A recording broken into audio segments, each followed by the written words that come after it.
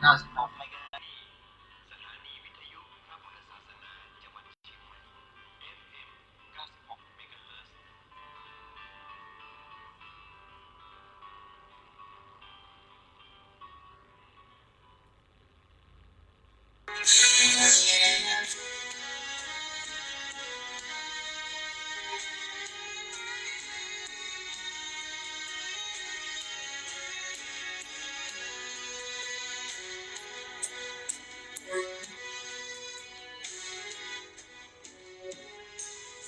สายการเก่านานเนาผ่านมาสูญใจศรัทธาแห่งใดล้างเลือนที่วัดหาตำบลสีภูเวียนอินสดใสเราจูทั้งพาใจหวังใจทั้งบุญสนทั้ง500 ปีกว่าสร้างมานันปีสืบสานตำนานประเพณีมาจากพระมหาสมบัติชวนาเมธีพัฒนาสืบสานให้พรญาติโยมลูกหลานต่อสานสร้างสมเติมไทยกราบพระสิงห์เงินหลวงพ่อใหญ่ชัยมงคลอุดมโชคหลวงพ่อทันใจในวิหารพระศรีวลีพระอุปคุฎผู้คนเลื่อมใสทุกคนบนบ้านกราบไหว้ขอเชิญทุกท่านร่วมบุญประเพณีเข้าพรรษาทุกปีออกพรรษาทุกปีเรื่อยวิสาขบูชามาฆบูชาประเพณีสืบไว้พระมหาบอกบุญท่านไปสุขใจขอเจริญพร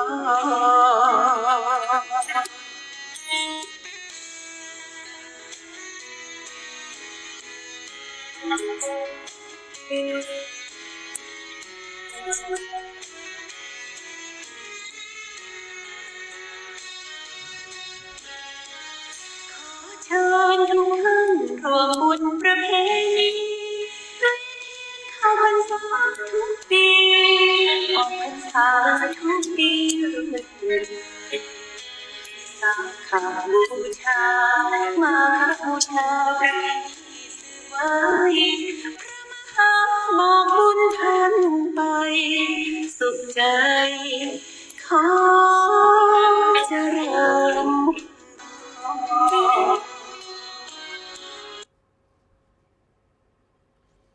พลังโลกหลากล้วนด้วยมวลสาร ปรากฏการณ์มากมายให้รู้เห็น โลกหมุนเวียนเปลี่ยนการผ่านร้อนเย็น วันนี้เห็นโลกวิกฤตผิดสมดุล โลกร้อนเพิ่มเติมภัยให้สรรพสัตว์ ความวิบัติฝนฟ้าพายุหมุน แผ่นดินไหวหินแยกแตกเป็นจุน คลื่นยักษ์หนุนหักโหมทับโถมมา สุดหนาวร้อนแล้งจัดขัดวิถี โลกของเราวันนี้มีปัญหา อย่าไปหวังพึ่งใครให้เยียวยา เพราะต่างหาผลประโยชน์ใส่โทษกัน ปล่อยควันพิษสู่ฟ้าบรรยากาศ เกินขีดขาดมาตรฐานการห้ามหัน ทำลายระบบนิเวศเหตุผลักดัน เร่งโลกพลันโหมภัยไม่ผ่อนคลาย โลกของเราวันนี้ที่อาศัยหากมีภัยเพิ่มหนักไม่หักหาย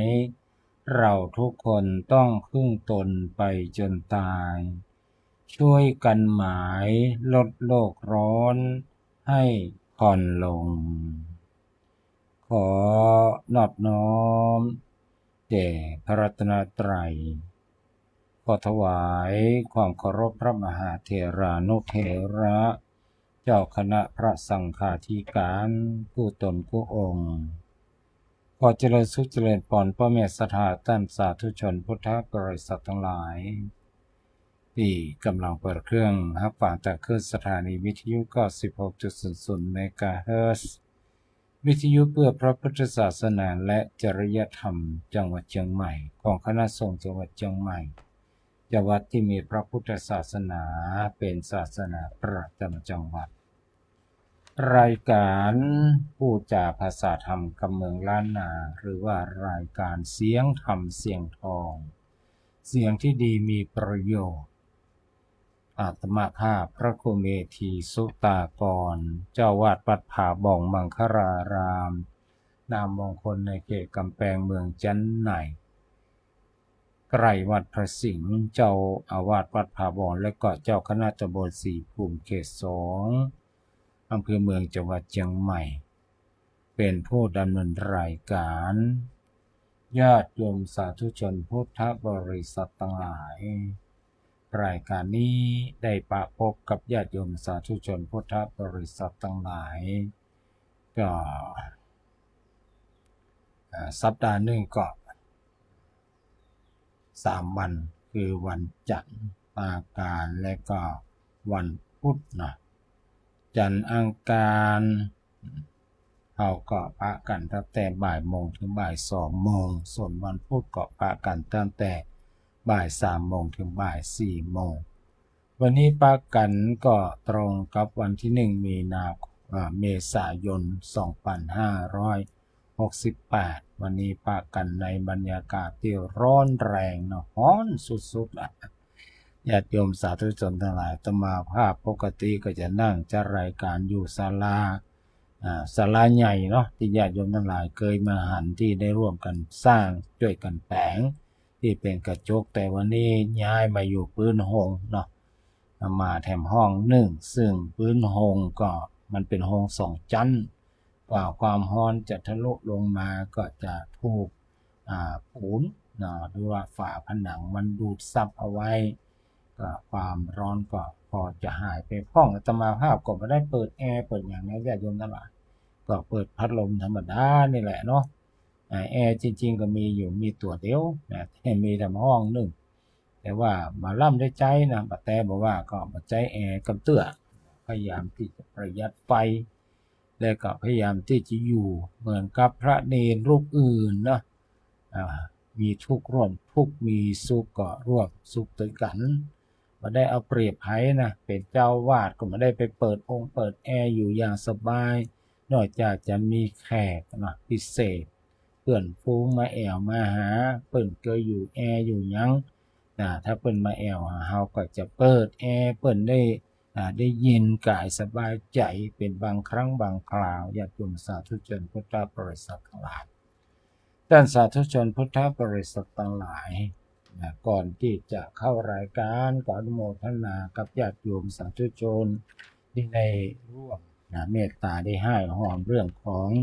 การก่อกองเจดีย์ทรายของวัดผาบ่องเนาะก็มีรายชื่ออยู่3 ท่านด้วยกันก็คงจะมีมาเพิ่มแถมเพราะหลายท่านก็ได้แจ้งความประสงค์จำนงมาแต่ว่าอาจยังไม่ได้โอนเข้ามาเตื้อเนาะท่านแรกก็คือแม่นิตยาเลิศชัยหรือว่าแม่แดงพร้อมด้วยลูกเต้าเหล่าล้านกุกคนได้ร่วมก่อเจดีย์ทรายก็วัดผาบ่อง300 กอง300 บาทเนาะแล้วก็โยมแม่คณาปอกคำคณาพรปอกคำหรือว่านาชากาแฟแสนก๊อกแสนถ้วยรวมบริจาค200 บาทแล้วก็ที่ขาดมาได้โยมแม่จันเพ็ญคำโพธา นักบุญแห่งล้านนาทั้งคนหนึ่งนะนักแสวงบุญเนี่ยเนาะนักที่เพิ่นทำทานอยู่ตลอดเวลาทั้ง2-3ท่านนี่ก็ถือว่าเป็นนักผู้แสวงบุญเช่นเดียวกันเนาะก็มีทำกลุ่มทำหลายคนหลายท่านเนาะก็คงจะยังไม่ได้ให้หอมมาเตื้อก็จะให้ใจหอมมาตอนนี้แม่นิจยาเลิศชัยพร้อมลูกหลาน300โยมคณาปอกคำนาชากาแฟ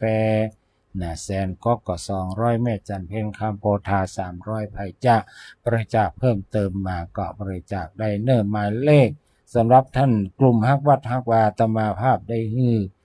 หมายเลขบัญชีไว้ที่ที่กลุ่มไลน์เป็นที่เรียบร้อยแล้วเนาะบัญชีกับตมาภาพก็เป็นธนาคารกรุงไทยญาติโยมทั้งหลาย5401145245292 เนาะให้ห้องกันมาได้เลยเนอะถ้าหากว่ามันครบจำนวนแล้วอาตมาภาพก็จะปิดละจริงๆแล้วมันก็มานัก1,000 กว่าบาทก็ได้เนาะมาถึง 2,000 ถ้ามันครบแล้วก็นั้นบุญนี้เป็นบุญตามกาลนะท่านหลายมีอานิสงส์นักไปเลยตามกาลเวลาเหมือนกับงานกฐินบุญกฐินเนี่ยก็เป็นบุญตามกาลเช่นเดียวกันแต่ว่าส่วนของทรายเนี่ยเขาก็จะนิยมกันขนทรายเข้าวัดก่อนในช่วงของปีใหม่นี่แหละเนาะมีอานิสงส์นักดังนั้นญาติโยมสาธุชนทั้งหลาย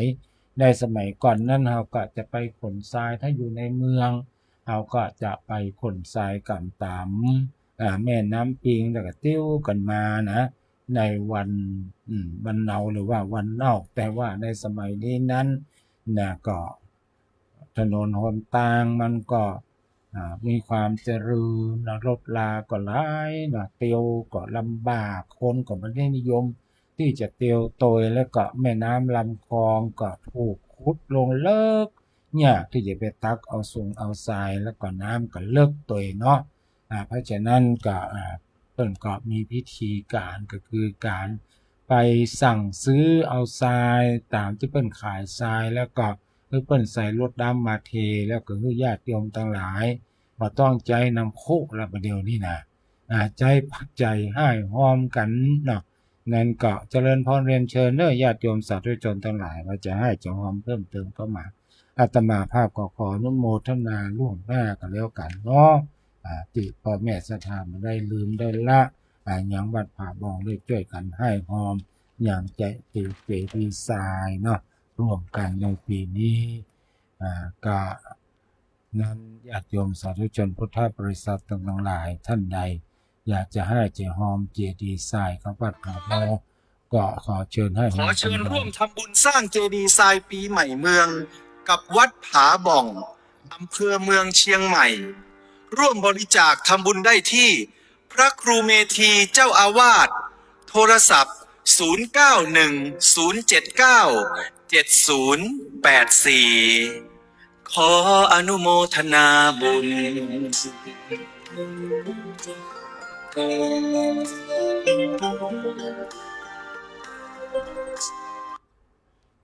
ขออนุโมทนาบุญเน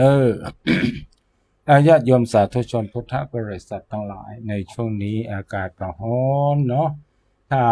เวลาอากาศร้อนมาสิ่งที่เราต้องการหรือว่าเรานึกถึงนั่นก็คือนึกถึงเรื่อง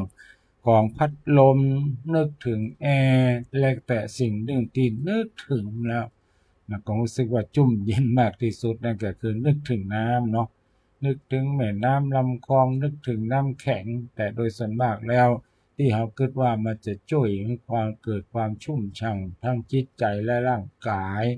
นั่นก็คือการที่เราไปนั่งหรือว่าไปแช่ตามแม่น้ำต่างๆซึ่งแม่น้ำนั้นจะว่าใกล้กว่าใกล้จะว่าไกลกว่าไกลแต่ว่าแม่น้ำที่คนนิยมไปแอวไปอย่างก็ต้องใจระยะเวลาในการเดินทางไกลพอสมควรอย่างเช่นน้ำตกต่างๆน้ำตกแม่กลางน้ำตกแม่ยะน้ำตกอย่างทำหลายสิ่งหลายอย่างนกตกหมอกฟ้าน้ำตกตาดหมอกอย่างเหล่านี้เป็นต้นซึ่งแต่ละที่และหนละแห่งนั้นก็ไกลจากที่อยู่ของเรา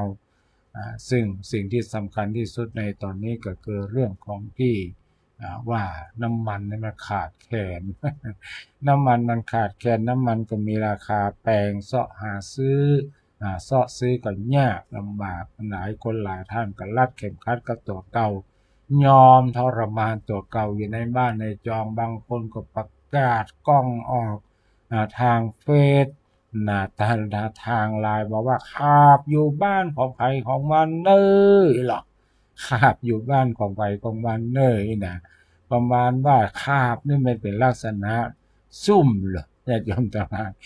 ซุ่มมีโอกาสที่จะออกมาทันทีเนาะแม่ใดบ่ฮู้จะมีโอกาส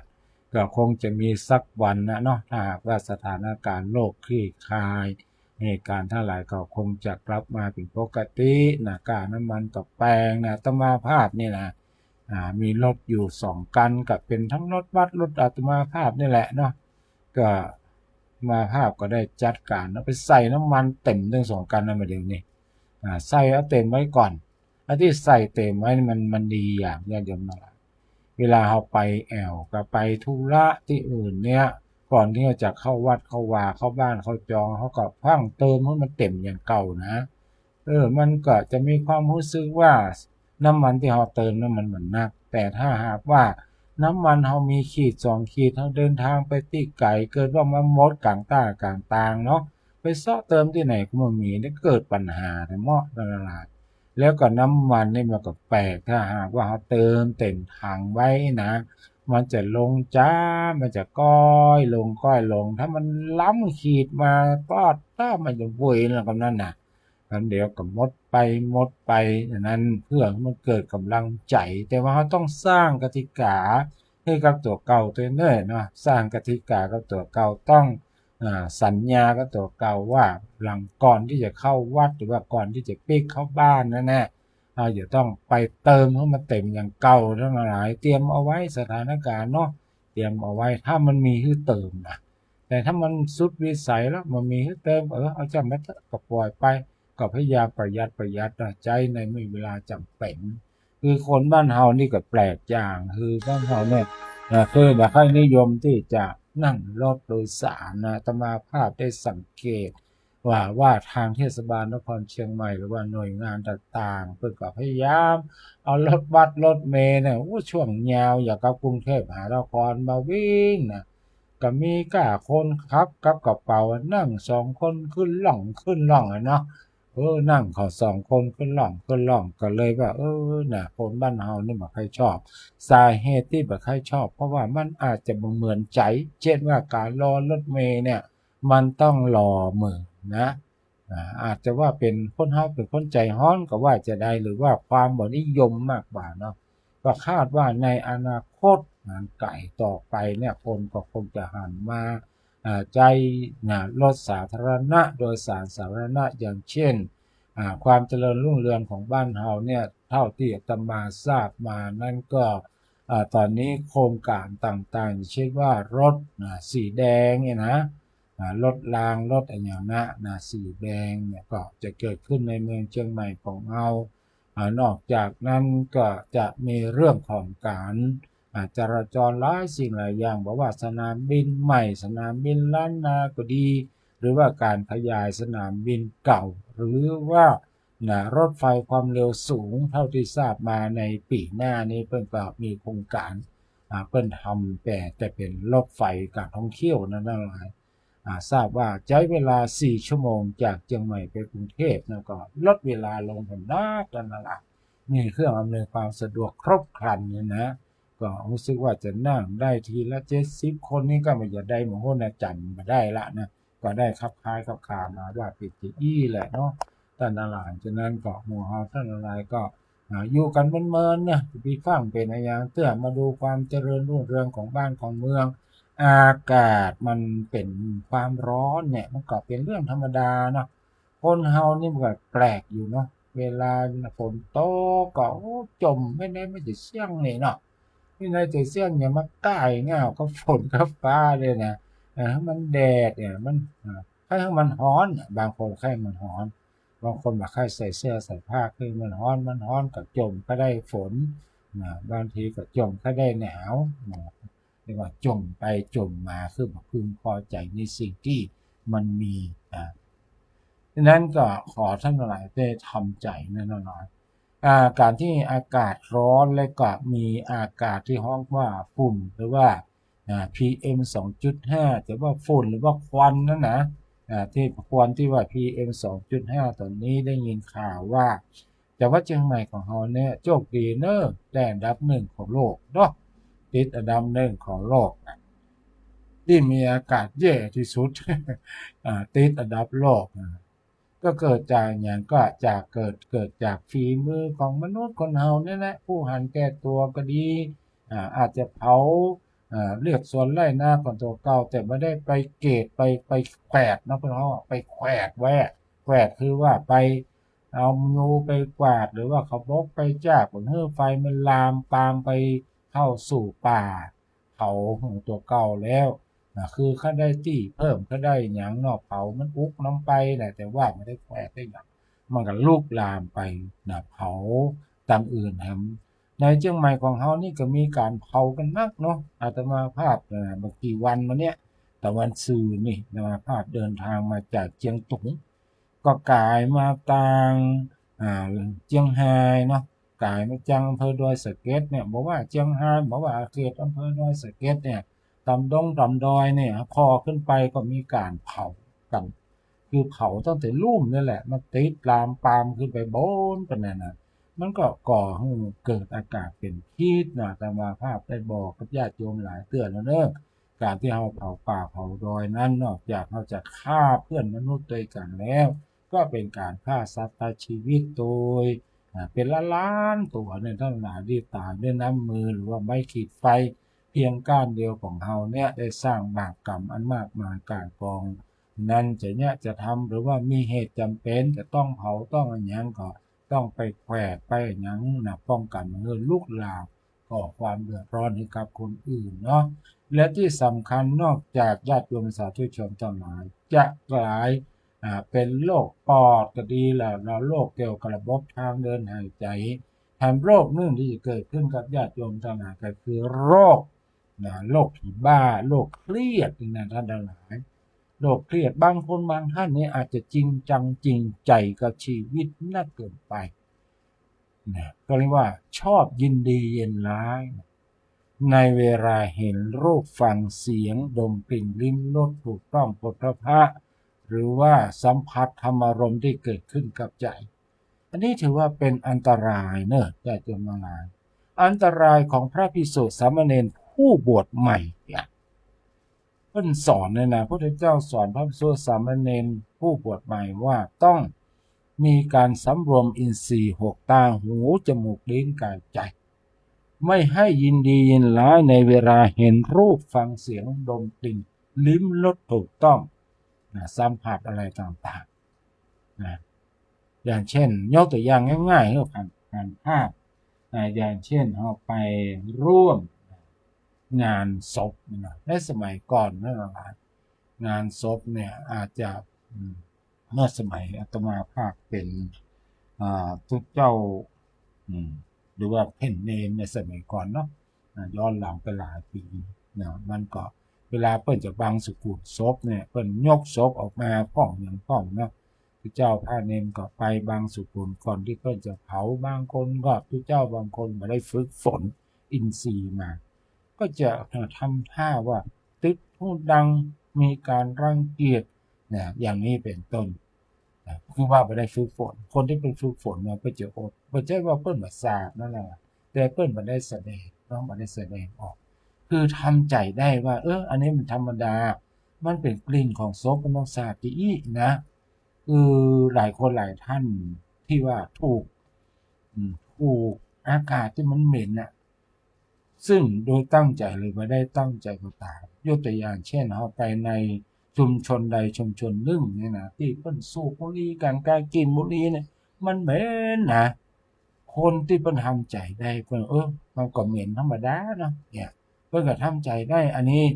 ระบบทางหายใจของเพิ่นอาจจะเสียแต่ว่าจิตใจเพิ่นมาเสียนั่นน่ะทำใจได้หรอกแต่ถ้าว่าใส่แล้วเหม็นได้เหม็นว่าเนี่ยนอกจากจะทำให้เครียดนะเจ็บหัวต้อยจะเหม็นเป็นพิเศษกว่าคนอื่นแล้วก็จะแสดงกิริยาอาการออกมามากกว่าคนอื่น ทำให้กิริยาการนั้นบ่งดงามคือบ่มีขันติความอดทนสุรจะความสงบเสงี่ยมเกิดขึ้นอันในเรื่องนี้องค์พระสัมมาสัมพุทธเจ้าพระองค์ท่านก็บอกว่าจงมีขันติความอดทนสุรจะความสงบเสงี่ยมมาแสดงอาการต่างๆถึงนับที่เกิดไปอันนี้เป็นเรื่องของอากาศเนาะญาติโยมสาธุชนทั้งหลายเฮาที่อู้ไปตะกี้ว่าเมื่ออากาศร้อนญาติโยมทั้งหลายเฮาก็มานึกถึงน้ำเนาะนึกถึงน้ำวันนี้อาตมาภาพจะได้นำธรรมะเรื่องของน้ำมาอู้เอ่ยกับญาติโยมสาธุชนพุทธบริษัททั้งหลายแต่ก่อนที่จะเข้าสู่ในเรื่องของน้ำมันก็ต้องไปในบทบาทของเรื่องของประทีปชีวิตก่อนเนาะประทีปคืออย่างไรประทีปคือเครื่องมือส่องเดินทางของคนสมัยโบราณก็คือเป็นบ้านเฮามาแค่เนี่ยแต่ธรรมะเนี่ยเป็นประทีปส่องชีวิตทั้งกลางวันและกลางคืนท่านพระศรีธรรมนิเทศหรือว่าพระมหากมลโชติมันโตปริญธรรม7ประโยคอดีตเจ้าวาดวัดสันปะคอยได้เขียนหรือว่าได้เทศเอาไว้และผู้ลูกศิษย์โลหะเพิ่นก็ได้เขียนเอาไว้เรื่องของประทีปชีวิตวันนี้ก็จะนำเสนอในตอนที่21เรียกว่าความเคยชินนั่นแหละพวกเราจมูกไม่เคยชินกับกลิ่นศพถ้าสัมผัสกับกลิ่นเหม็นศพเอาก็ทนบ่ได้แต่สัปเหร่อสัมผัสกับกลิ่นเหม็นศพกู้วันเขาก็ทนได้เพราะความเคยชินคนที่เคยไปอยู่เมืองนอกมาแล้วขับรถพวงมาลัยซ้ายมาแล้ว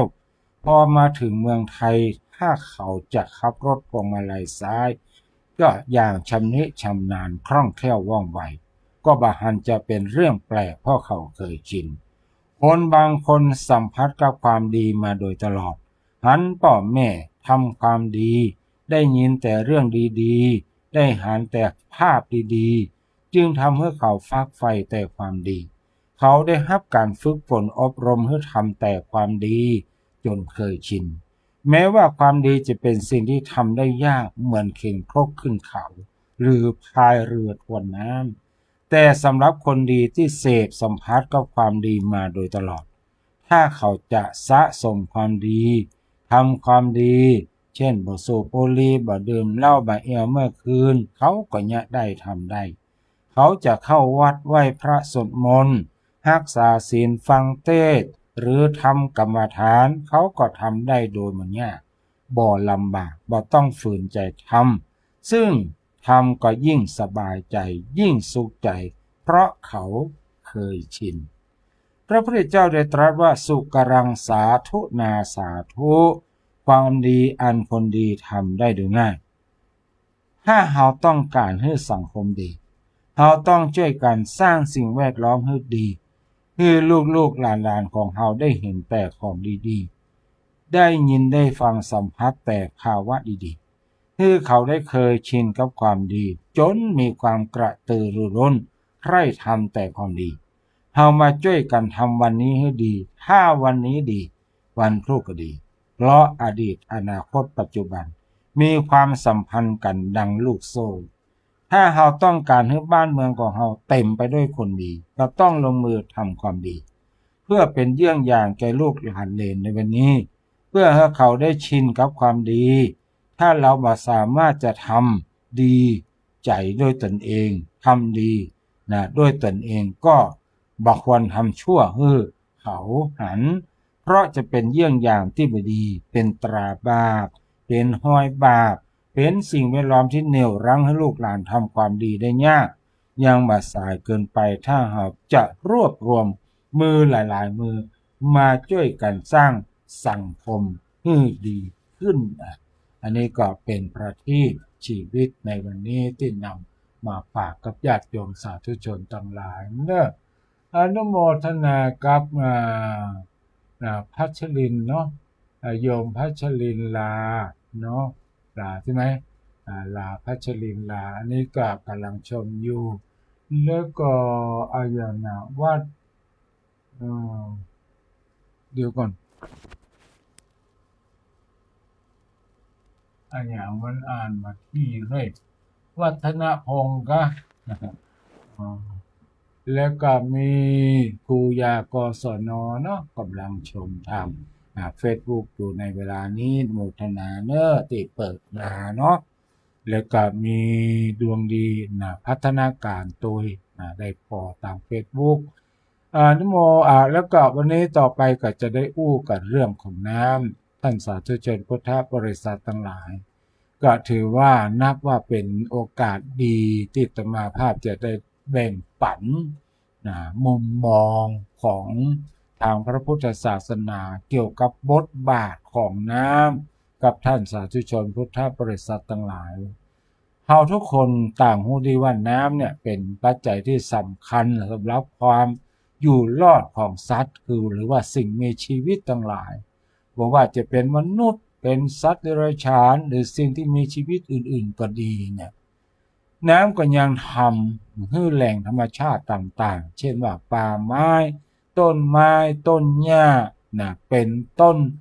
ดำรงอยู่ได้น้ำเป็นบ่อเกิดของสิ่งมีชีวิตทุกประเภทบ่มีมนุษย์คนใดหรือบ่มีสังคมใดจะอยู่ได้โดยปราศจากน้ำน้ำเป็นธาตุสำคัญอย่างหนึ่งในบรรดาธาตุถึงสี่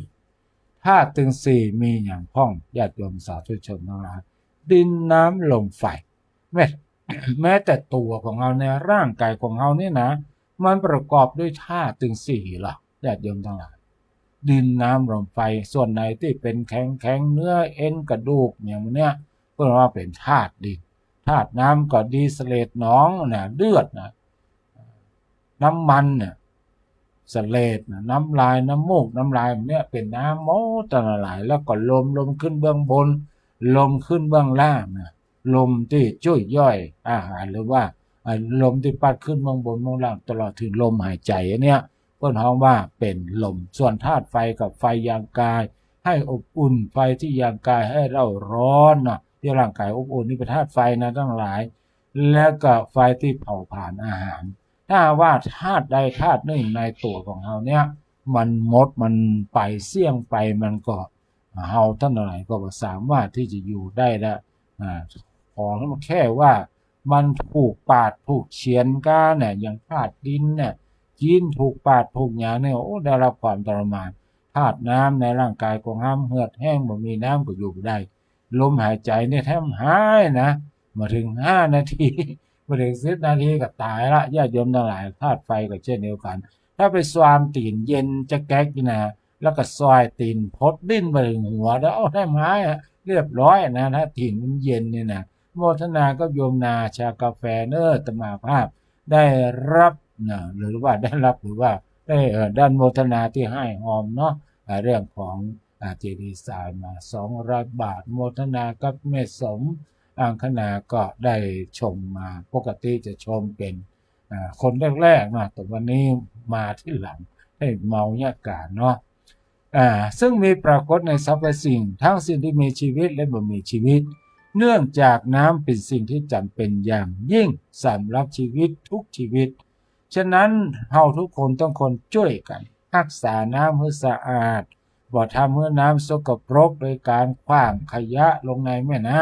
ำการทำจะแยกก็เพื่อรักษาน้ำไว้ให้ลูกหลานของเราในอนาคตนั่นเองวันนี้อาตมาภาพก็จะตรวจสอบว่าน้ำมีบทบาทจะใดพ้องในมุมมองของพระพุทธศาสนาเราจะอู้ถึงบทบาทของน้ำใน2แง่คือ1น้ำที่ใจในพิธีกรรมทางพระพุทธศาสนาและคติธรรมคำสอนที่เราได้จากน้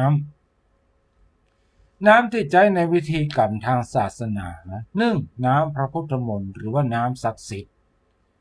ในพิธีปฏิบัติทางศาสนาพุทธศาสนาพิธีพระเจ้าจะทำน้ำมนต์ไว้ในพิธีต่างๆเนื่องในโอกาสที่แตกต่างกันโดยเฉพาะอย่างยิ่งเนื่องในโอกาสมีงานอันเป็นมงคลเช่นงานแต่งงานงานขึ้นบ้านใหม่สืบชะตาเปิดร้านเป็นต้นต่างๆเมื่อว่าตามหลักการแล้วของพระพุทธศาสนาแล้วในอรรถกถาธรรมบท พระพุทธองค์ได้รับสั่งให้พระอานนท์เถระผู้เป็นพุทธอุปถากทำน้ำพระพุทธมนต์คราวที่เมื่อเกิดภัยพิบัติ3ประการคือภัยพิบัติจากข้าวยากหมากแปลงจากผีปีศาจพูดผีปีศาจมารังควานทำร้ายมนุษย์และเกิดจากโรคระบาดที่เมืองเวสาลีเมื่อพระอานนท์ได้เฮียนแล้วก็เอาสวดเอารัตนสูตรจากพระพุทธเจ้าเนาะได้เรียนรัตนสูตรแล้วท่านก็ได้สาธยายพุทธมนต์นั้นใส่น้ำมนต์ในบาตรต่อจากนั้นก็เอาน้ำพระพุทธมนต์ไปประพรมในสถานที่ต่างๆเป็นบ้านเป็นจองปรากฏว่าภัยพิบัติทั้ง3ประการก็บรรเทาคลายและหายไปในที่สุดเพื่อเป็นการประพฤติตามข้อปฏิบัติอันนี้เจ้าพุทธก็เลยเชื่อว่าน้ำมนต์สามารถขจัดปัดเป่าความโชคร้ายหรือภัยพิบัติต่างๆได้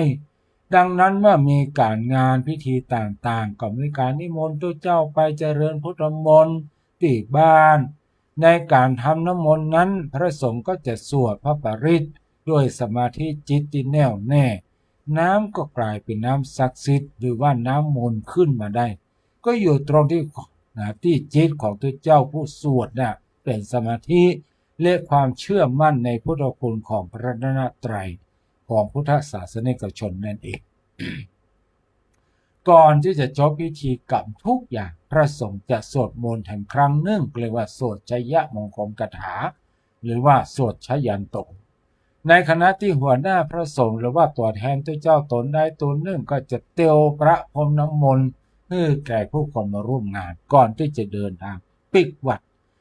อย่างใดก็ดีสาระสำคัญของน้ำมนต์ก็อยู่ที่การทำให้เกิดสติปัญญาและส่งเสริมกำลังใจให้กับอุบาสกบาสิกาในงานแต่งงานก็เพื่ออวยพรให้คู่บ่าวสาวแขกผู้มาร่วมงานจะรดน้ำสัง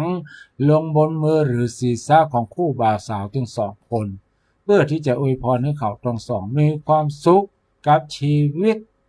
การแต่งงานพร้อมกับสอนว่าขอให้ฮักสามัคคีกันบ่แยกจากกันเหมือนน้ำนี่เน้อแต่พิธีนี้ก็มีต้นกำเนิดมาจากศาสนาฮินดูเช่นเดียวกันประการที่2พิธีอาบน้ำศพหรือว่าส่งน้ำศพต่างหลายในสังคมเจ้าพุทธเมื่อภัยผู้ใดคนหนึ่งเสียชีวิตลงก่อนที่จะนำศพบรรจุลงในลงศพก็จะมีการรดน้ำศพก่อนบรรดาญาติและเพื่อนของผู้ตายก็มารดน้ำบนฝ่ามือของผู้ตายเพราะนี่เป็นโอกาสสุดท้ายที่จะได้หันหน้าผู้ตายและญาติเพื่อนก็ยังถือโอกาสนี้มาขอขมาลาโทษต่อความผิดต่างๆที่อาจจะเคยล่วงเกินกับผู้ตายเมื่อครั้งยังมีชีวิตอยู่และอวยพรให้ผู้ตายได้ไปสู่สุคติเมื่อหันศพของผู้ตายเราสามารถสอนตัวเก่าได้ว่าเมื่อก่อนบุคคลผู้นี้ก็เป็นเช่นกับเฮาบัดเดี๋ยวนี้แหละตอนเมื่อเขาเกิดมาก็มีอย่างติดตัวมาเลยและเมื่อตายไปก็มีอย่างติดตัวไปด้วยเช่นเดียวกันเฮาอาจจะภาวนาในใจว่าสัพเพสังขาราอนิจจาสังขารทั้งหลายบัดเที่ยงหนอทุกสิ่งทุกอย่างเกิดขึ้นตั้งอยู่และดับไปในที่สุดเหมือนผู้ตายที่กำลังนอนอยู่ที่นี่ดังนั้นเฮาจึงบ่ควรอยู่ด้วยความประมาทมัวเมาเพราะวันหนึ่งความตายจะต้องมาถึงเฮาอย่างแน่นอนเฮาสามารถอู้ได้เลยว่าพิธีกรรมนี้สามารถเจริญกุศลให้เกิดขึ้นในใจได้สรุปได้ว่าพิธีนี้มีจุดประสงค์เพื่อให้บรรดาญาติและเพื่อนๆของผู้ตายมีโอกาสมาขอขมาลาโทษต่อผู้ตายและปะหน้าผู้ตายเป็นครั้งสุดท้ายพร้อมทั้งสอนให้ผู้คนที่มาร่วมรดน้ำศพได้เข้าใจถึงพระไตรลักษณ์ก็คืออนิจจังบ่เที่ยงแท้แน่นอนทุกขังเป็นทุกข์อนัตตาความแจ้ตัวแจ้ตนของคนเฮาเพื่อว่าเฮาจะได้อยู่ด้วยความบ่ประมาททั้งหลาย3ได้ใจน้ำเป็นสัญลักษณ์ของการเมื่อเฮาก็จะถวายที่ดินสักแปลงสักสวนหรือว่าสิ่งอื่นๆที่บ่สามารถยกขึ้นได้หรือว่าสิ่งนั้นสามารถยกขึ้นได้ เราก็จะรินน้ำลงบนฝ่ามือของผู้รับเช่นกันอย่างเช่นพระเจ้าพิมพิสารทรงทำเป็นอันดับแรกนะคือพระเจ้าพิมพิสารนี่นะเพิ่นก็มีความรู้จักมักคุ้นก่อกับพระพุทธเจ้าของเฮาครั้งเมื่อเจ้าชายสิทธัตถะเนี่ยได้ดีเอาบวชใหม่ๆพระเจ้าพิมพิสารก็ไปป้าก็ใส่เรียกว่านักบวชชื่อว่าเจ้าชายสิทธัตถะตอนนั้นยังได้บรรลุเป็นพระสัมมาสัมพุทธเจ้าเตื้อเจ้าพิมพิสารก็เลยบอกว่าบวชนี่อย่างบ่ต้องบวชบ่เอามาเป็นพระราชาดีกว่าเฮาจะแบ่งเมืองเกิงหนึ่งในนะ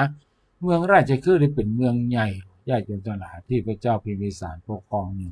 เจ้าชายสิทธัตถะปฏิเสธว่าเฮาว่าเอาอย่างถ้าเอาเก่ากรุงกับวีรพัฒน์วรากายอย่างจะมาเอาเมืองท่านตัวเฮาปรารถนาที่จะออกบวชแสวงหาโมฆะธรรมเพื่อความรู้พ้นอีหนาท่านหลายพระเจ้าพิมพิสารได้ยินจากอันก็เกิดความเลื่อมใสก็ได้ขอปอนไว้ขอปอนก็คือขออธิษฐานไว้ว่าถ้าหากท่านเนี่ยพระองค์ท่านน่ะสำเร็จเป็นพระสัมมาสัมพุทธเจ้าขอให้ปิกมาเว้นแค้นของข้าพเจ้าแล้วมาแสดงพระธรรมเทศนาโปรดให้ข้าพเจ้าได้ข้าพเจ้าได้ดวงตาทำตื่นเน้อนะพระเจ้าพิมพิสารก็ขอปอนครับเจ้าชายสิทธัตถะตอนนั้นก็ใส่ผ้าจีวรอย่างเรียบร้อยเป็นตู้เจ้าละแต่ว่าย่อมได้บรรลุพระอรหันต์เตื้อตอนนั้นนักบวชแต่ชื่อว่าสิทธัตถะก็ฮับปากเอาไว้หลังจากได้สำเร็จพระสัมมาสัมพุทธเจ้าพระองค์ก็ได้รับทำตามสัญญาก็ได้เสด็จมาที่กรุงราชคฤห์ได้ไปพักอยู่ที่ส่วนตาลนุ่มเนาะได้พักส่วนตาลนุ่มพระเจ้าพิมพิสารหูข่าวก็ได้ปาบริวารมาถึงแสนปลายคณะญาติโยมนั่นแหละมารับฟังพระธรรมเทศนาจากพุทธองค์พระองค์ทรงแสดงพระธรรมเทศนาหลังจากจบพระธรรมเทศนาไปที่เรียบร้อย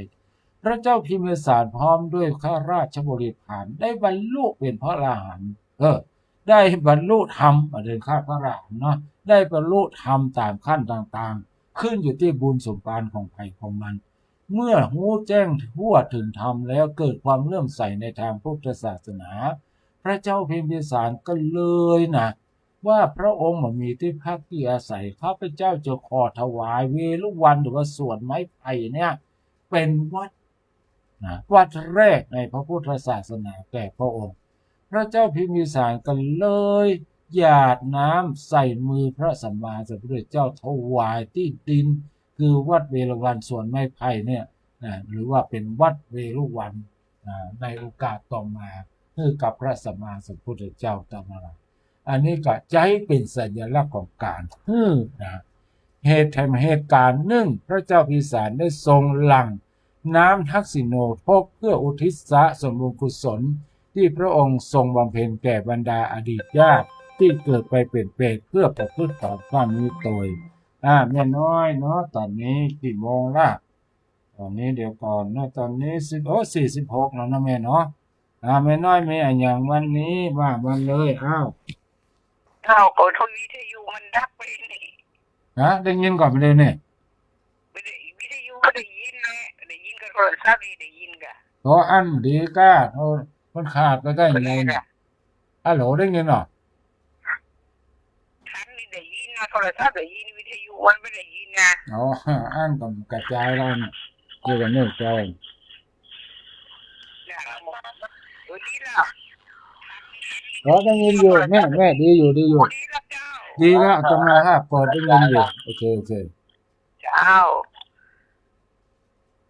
ว่าหนึ่งในโลกจังหวัดเชียงใหม่เป็นฝุ่นควันไฟ 2.25 ยังอยู่เชียงใหม่บ่ไปไหนกา 2.25 ยังเป็นหนึ่งเจ้าเผากันตึงวันมันเป็นแต่เฮาก็บ่หยุดเผาเลยนะพอเขาเดินคิดเป็นเดินเมษาอยู่ที่ไหนกากันพ่อบ่ได้44 องศามันฮ้อนวันใหม่จักหนีไปไหนบ่ได้เลยนะ จิ้นใหม่เอาดังโตโลกโลกา2.25ดังโตโลกเจ้าจังหวัดละปูนคงต่อยุดเขาไปเทมหน่อยเจ้าเลยนะพีเอ็มครอบครอง2.25มันก่อเข้ามาของเมืองหายใจติดขัดมันละคายเคืองนอกเมืองในเมืองมีตัวเนอเจ้ามีกฎออกมาเปิ้นบอกหือเผาแต่ว่าหมูเฮาบอกฟังกำเปิ้นเวลามันฮ้อนก็ฮ้อนเหลือเกินฝนก็ตกเมินจนน้ำก็ท่วมหันก่อหาดใหญ่ก็โดนจนอ่วมอยุธยาท่วมโอมไปหาเดินมีว่าตะไคร้ก็ไล่เล่งเกินธรรมชาติเดินหูหูเนอเจ้าขยะไม่ไหวทมไว้ตีเก่าถึงเป็นปุ๋ยเจ้าเนอนาย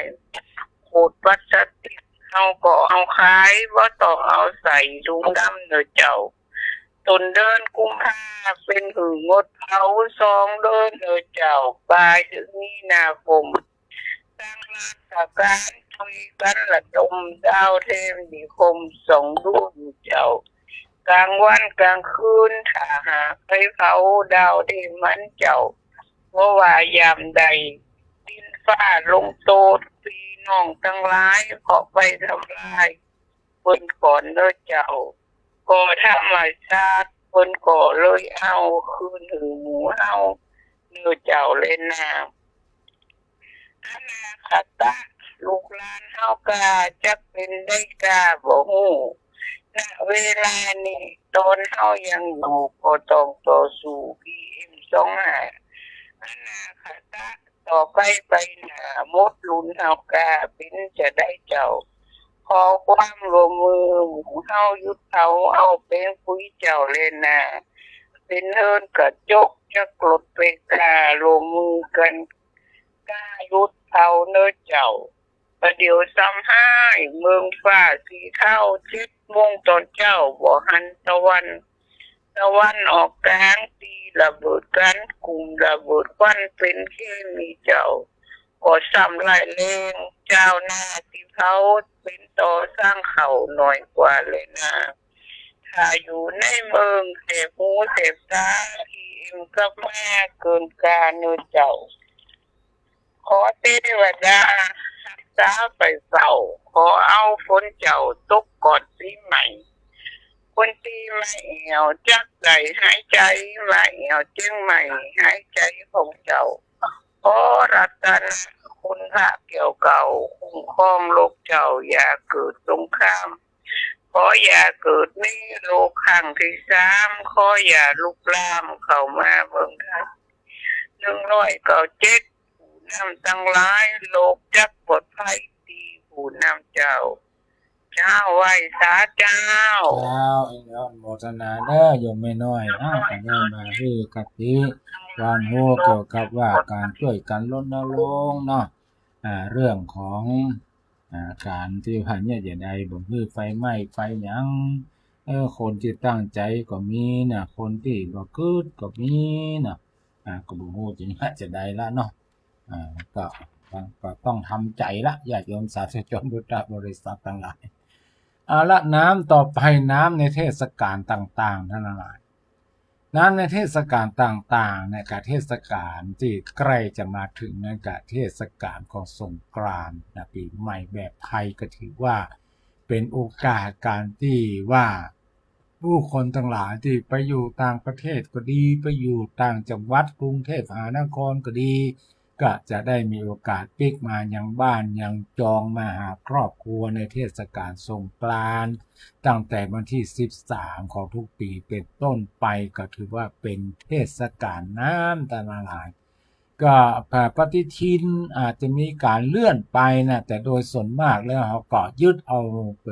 ประเพณีคือสิ่งที่ปฏิบัติสืบทอดกันมาตั้งแต่อดีตเนาะ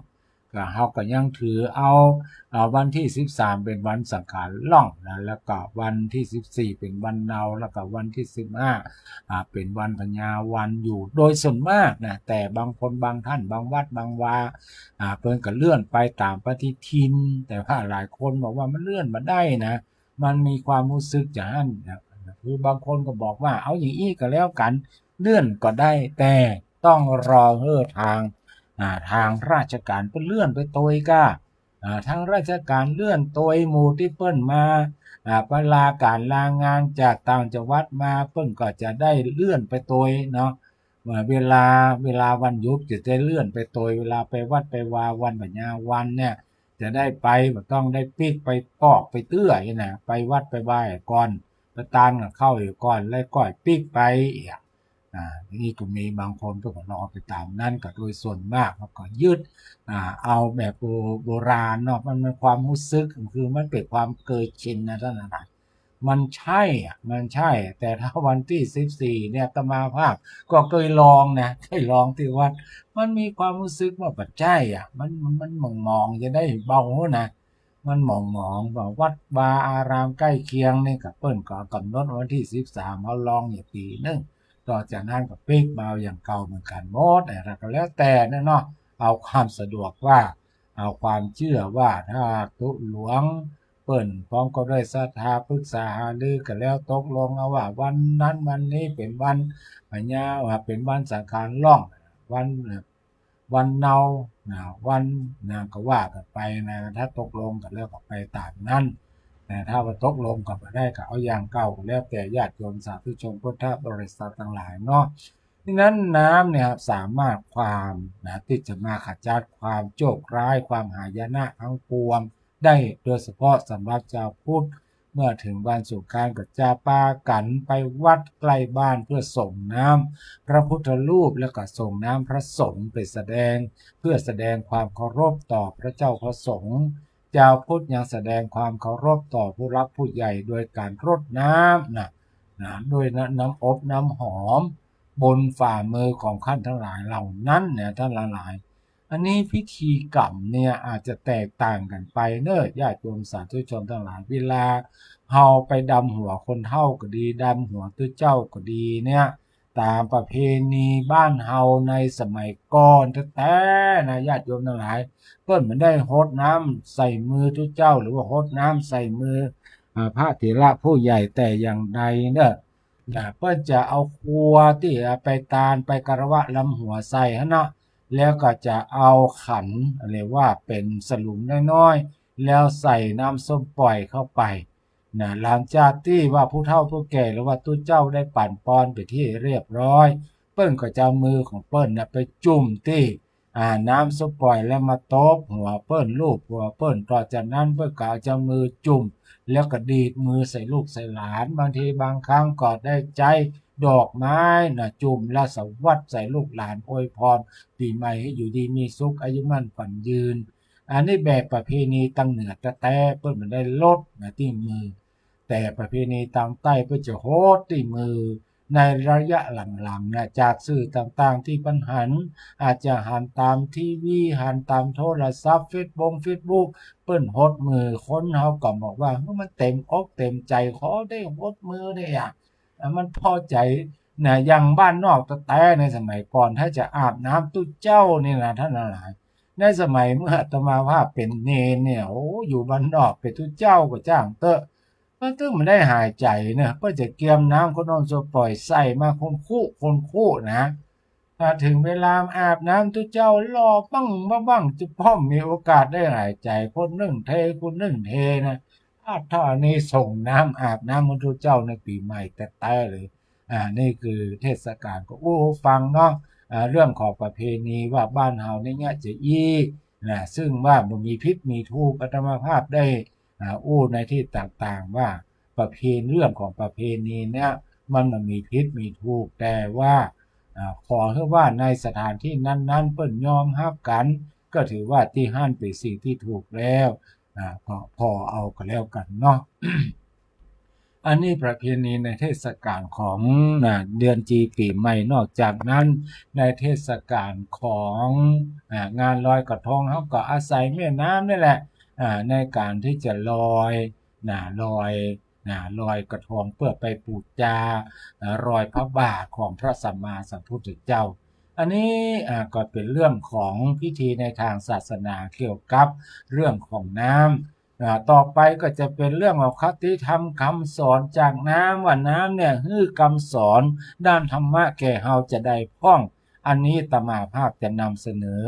คือกับญาติโยมทั้งหลายในวันจันทร์หน้าเนอะวันนี้ก็ขออนุโมทนากับท่านที่ได้ร่วมกันบริจาคก่อเจดีย์ทรายของวัดบองเนาะใครจะให้จะหอมก็ให้หอมมาได้เนอะหมายเลขบัญชี54011452542 ธนาคารกรุงไทยชื่อพระครูเมธีสุตากร540114522และจะเอาชื่อท่านมาประกาศในวันจันทร์หน้าเนอะวันนี้ขอความสุขสวัสดีจงมีแก่ท่านผู้ชมผู้ฟังทุกท่านเจริญพรวันนี้ขอความสุขสวัสดีจงมีแก่ท่านผู้ชมผู้ฟังทุกท่านเจริญ